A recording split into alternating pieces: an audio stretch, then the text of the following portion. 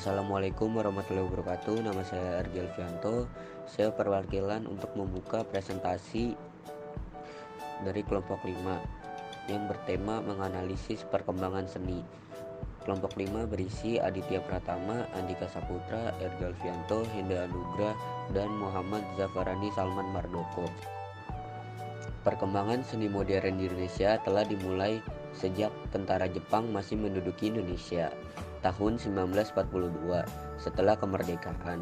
Perkembangan bidang seni di Indonesia telah berkembang dengan sangat baik tahun 1946 atas inisiatif Sujojono, Trisno Sumarjo, Sunindyo, dan Suraji didirikan organisasi bernama Seniman Indonesia Muda atau disingkat dengan SIM.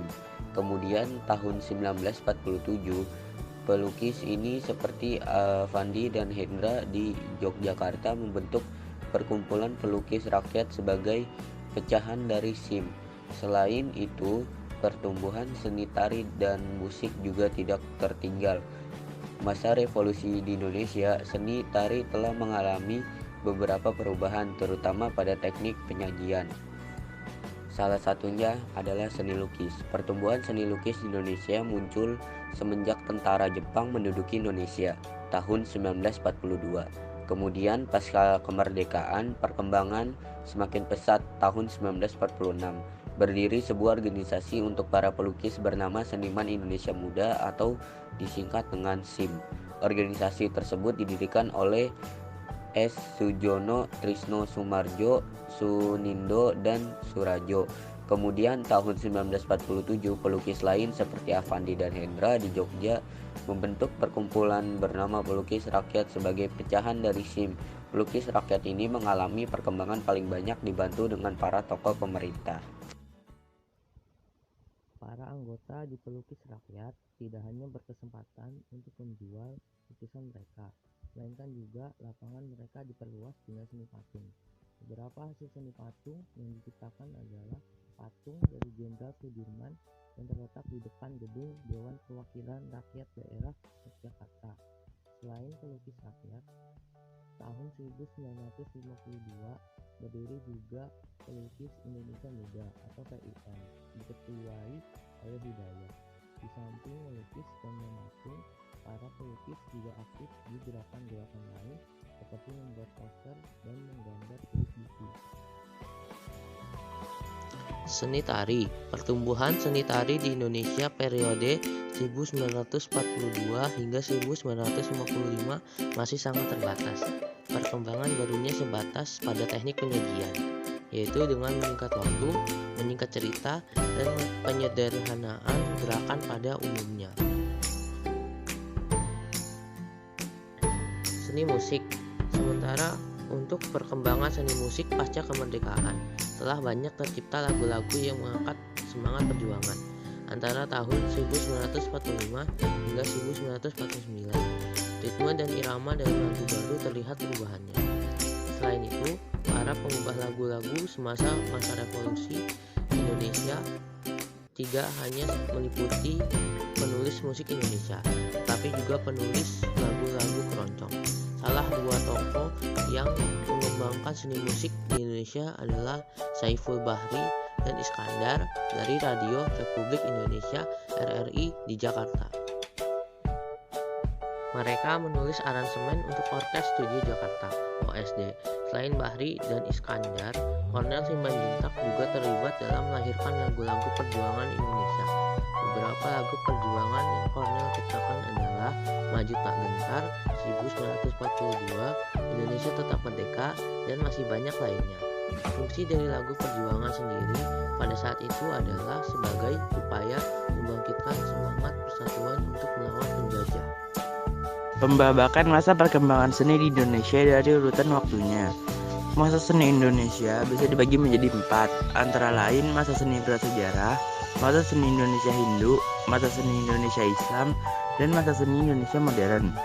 Seni Indonesia berpegang teguh pada tradisi lama dan sifatnya berkembang secara terus-menerus meskipun akhirnya terhenti pada masa penjajahan.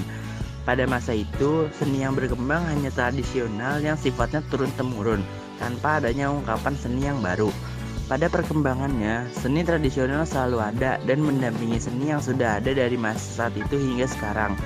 Seni tradisional adalah kesenian rakyat dan diwariskan secara turun-temurun, namun masih berpegang teguh pada konsep seni masa lalu. Seni prasejarah Indonesia. Kegiatan seni pada masa itu berpusat di wilayah India belakang, yang kemudian menyebar bersamaan dengan bangsa yang membawa kebudayaan Melayu muda dan Melayu tua. Agama saat itu adalah animisme, magisme, dan totemisme, yang mana agama-agama tersebut menjadi latar belakang utama dari kreativitas seni nantinya. Pada masa itu, seni rupa berfungsi sebagai media penyampaian kepercayaan yang bersifat simbolisme. Dengan penggambaran yang simbolis dari suatu kejadian, orang-orang berpikir bahwa dia bisa memastikan terwujudnya kejadian yang dia gambarkan. Beberapa hal yang menjadi alasan terbentuknya bentuk simbolis tertentu, misalnya saja keinginan untuk mendapatkan keturunan, kematian seseorang, kehidupan sesudah kematian, keinginan untuk menghilangkan roh jahat, dan lain-lain. Seni Indonesia Hindu. Agama Hindu yang berasal dari India tidak bisa berkembang seperti pada tempat asalnya. Di wilayah Indonesia, agama Hindu berbaur dan berakulturasi dengan kebudayaan Indonesia setempat, sehingga akhirnya memiliki ciri khasnya sendiri. Ini terjadi di kisaran tahun awal Masehi sampai dengan abad ke-15. Datangnya kebudayaan yang berdasarkan agama Hindu dilakukan melalui jalur perdagangan, politik, dan penyebaran agama. Pusat perkembangannya berada di Jawa, Sumatera, dan Bali, serta didukung dengan kebudayaan istana feodal yang berlandaskan agama Hindu dan Buddha, namun telah disesuaikan dengan kebudayaan setempat.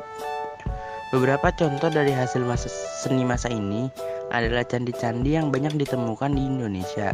Candi Borobudur di Magelang adalah candi yang membawa nilai agama Buddha, dan Candi Prambanan di Yogyakarta adalah candi yang membawa nilai agama Hindu. Seni Indonesia Islam.